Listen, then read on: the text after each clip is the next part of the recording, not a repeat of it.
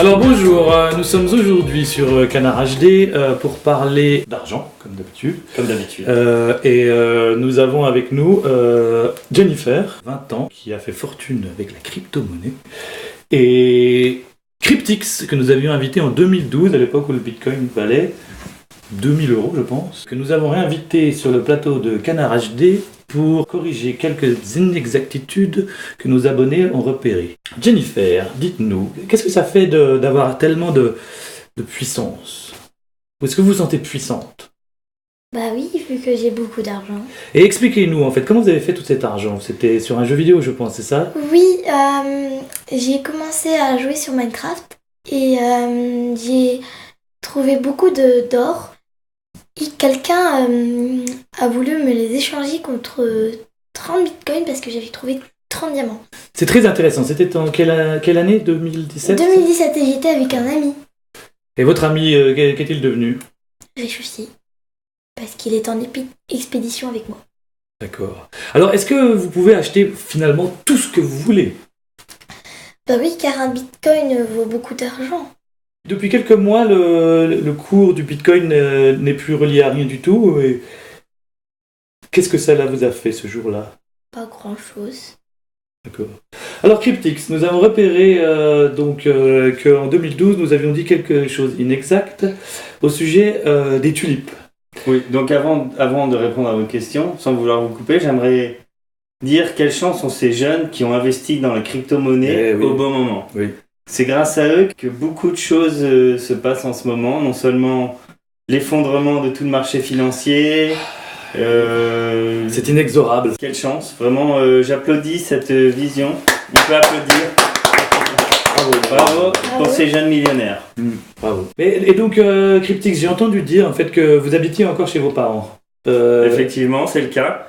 Depuis l'effondrement financier fin décembre 2017, début 2018, vous vous souvenez que tout le système financier s'est effondré. Oui. Grosse crise massive dans le monde entier, choc pétrolier. Canard HD a failli ne pas se remettre. Bien sûr, d'ailleurs nous n'avons pas fait de vidéo pendant 10 ans. Choc financier. Nous avons vécu des événements crise pétrolière, choc financier. Atroce. C'était atroce. Ben vous n'avez pas connu ça, vous étiez épargné si je peux dire. Oui. C'est peut-être vos parents qui en ont souffert, c'est ça? Oui, voilà, ils m'en ont parlé. Vous les aidez un petit peu, car moi je suis obligé d'aider mes parents. Pour répondre à votre question, je vis chez mes parents. Suite à la crise financière, nous n'avons plus de fiat, ni d'euros, Tout se passe en crypto-monnaie maintenant. Jennifer, j'aimerais savoir, comment voyez-vous l'avenir? Est-ce que vous pensez qu'il est plutôt rose ou qu'il est plutôt sombre? Pour moi, rose, mais pour les autres, comme vous, sombre. Vous n'avez pas envie d'aider les gens? Si, un petit peu. D'accord. C'est bien, il faut aider son prochain. Je ne veux pas devenir comme Balthazar Picsou. Vous êtes dans les 10 premières fortunes. Oui. Alors, j'en arrive à cette question finalement. Quelle valeur, quel chiffre en Bitcoin doit-on avoir pour avoir son indépendance aujourd'hui? C'est très difficile à dire, mais aujourd'hui, même avec un millier de Satoshi, donc un millionième, disons, un 100 millième de Bitcoin, on peut vivre une vie entière assez joyeusement, j'allais dire. C'est-à-dire, par exemple, payer les études de ses enfants, ce genre de choses? Les études des enfants, il faut compter 2-3 Satoshi. Acheter un appartement dans le centre d'une grande ville, il faut compter une dizaine de Satoshi. Donc oui, avec une centaine de Satoshi. Donc le Satoshi, répétez-nous ce que c'est. Tout le monde le sait, c'est avec ça qu'on achète notre pain. Même pas notre pain. On aimerait pouvoir diviser le Satoshi. Le problème, c'est qu'on ne peut plus diviser un Satoshi. C'est pour ça qu'on mange plus de pain, comme disait Jennifer ici. Oui. Et alors, non, j'aurais voulu savoir, est-ce que c'est socialement accepté de demander aux gens finalement combien de Bitcoin ils ont? Oui, de toute manière, c'est public. Si les gens qui ont encore accès au système informatisé de la blockchain.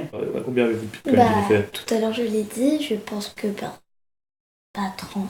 D'accord. Donc imaginez-vous que seulement avec 30 bitcoins, c'est une des premières fortunes mondiales. Oui. Tandis qu'avant, avec des milliers de bitcoins, nous reposions sur un système fiat. Nous autres, les anciens, nous avons du mal à nous rendre. Et est-ce que je peux vous demander combien vous avez de Satoshi, Cryptix? J'en ai eu. Ah, d'accord. J'ai plus trop grand chose, c'est un peu comme tout le monde, je serre la ceinture et bon, je vais quémander un petit Satoshi ou deux aux millionnaires que j'applaudis encore une fois ce soir. Faites-nous des dons, faites-nous des dons. Eh bien, ceci conclura notre vidéo et j'espère que nous pourrons encore faire d'autres vidéos si le channel n'est pas fermé d'ici 2-3 mois car nous n'avons plus aucun fonds et la plateforme nous demande de payer pour pouvoir uploader nos vidéos et ceci en passant, si vous pouviez faire quelques dons, ça serait très intéressant. Merci. Ça va s'afficher là. Au revoir. Au revoir.